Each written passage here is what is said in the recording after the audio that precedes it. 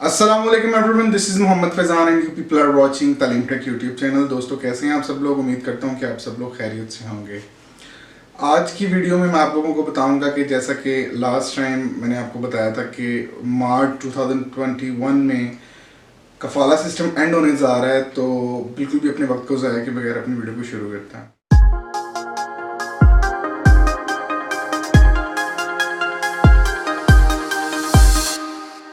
जबकि कफाला system and होने जा रहा है तो बहुत से सवाल हैं लोगों के। हर बंदा पूछ रहा है कि जी उसके जो नए कामे की है फीस कितनी होगी वगैरह वगैरह, इस तरह के सवाल आ रहे हैं। एक सवाल जो बहुत ज़्यादा लोग पूछ रहे हैं वो ये है कि exit re entry and final exit visa के ऊपर क्या कंडीशंस होंगी।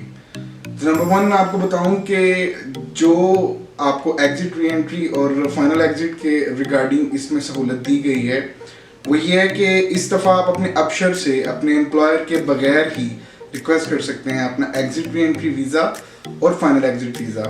फाइनल एग्जिट वीज़ा के बारे में थोड़ा सा बता दूं कि इसके ऊपर फ़ीस कोई नहीं है, अब इसकी फ़ीसेस जो हैं वो माफ़ कर दी गई हैं। अलबत्ता एग्जिट री एंट्री वीज़ा के ऊपर फ़ीसेस हैं जो आपको पे करनी पड़ेंगी, वो ज़्यादा हो गई हैं या कम है इसके बारे में भी कुछ कहा नहीं जा सकता, लेकिन इसका एक प्रॉपर प्रोसीजर आया जिसको अगर आप फॉलो करते हैं तो अगर आपके एम्प्लॉयर को कोई मसला नहीं है तो आप एग्जिट री एंट्री वीज़ा आपका इशू हो जाएगा।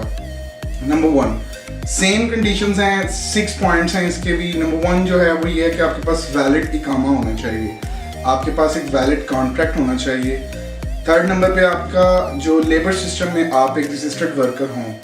नंबर 4 के ऊपर आपको मैं बता दूँ कि आपको उसकी फ़ीस पे करना पड़ेगी जो कि आपकी पॉकेट से जाएगी, और अगर आपकी कंपनी का कोई कॉन्ट्रैक्ट है आपके साथ इस तरह के वो पे करेंगे तो वो पे करेंगे, अदरवाइज आपको खुद ही देना पड़ेंगे। Number 5 and most important thing कि जब आप अपने पोर्टल से यानी कि अपने पोर्टल से अपना वीज़ा अप्लाई कर रहे हैं एग्जिट री एंट्री वीज़ा का, तो मैं आपको एक चीज़ बता दूं कि गवर्नमेंट की जो फ़ीस हैं, जो पेंडिंग फ़ीस हैं, यानी कि वो सऊदी काउंसिल ऑफ इंजीनियरिंग की हैं या किसी और ऐसी गवर्नमेंट प्रोडक्ट जिसको आपने बाय किया है या हासिल किया है, रजिस्टर्ड किया, तो उसकी फ़ी आपको देनी पड़ेगी और वो पेंडिंग ना हो। इसके अलावा गवर्नमेंट के फ़ाइन्स हैं वो आपके पेंडिंग ना हो, यानी कि अगर आपका कोई मरूर के अंदर मुखालिफा है तो वो बिल्कुल क्लियर हो।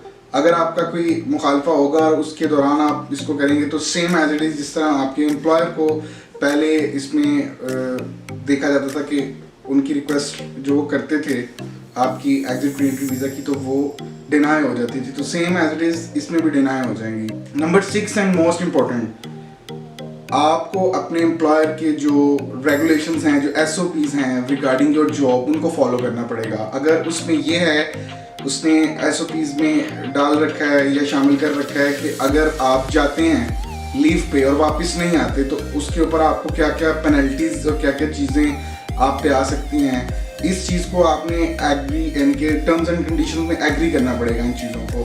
और अगर आप इसको एग्री कर सकते हैं और एप्लीकेशन आपकी तब जो है वो जाएगी आपके एम्प्लॉयर के पास, आपका एम्प्लॉयर इसको अप्रूव करेगा, देन आपको exit re entry visa issue हो जाएगा। Same as it is final exit visa के लिए है कि आपकी कोई पेंडिंग फीस ना हो तो आपका फाइनल एग्जिट वीज़ा भी इशू हो जाएगा और वो विदाउट एनी कॉस्ट है, वो FOC पे है यानी कि फ्री ऑफ कॉस्ट है।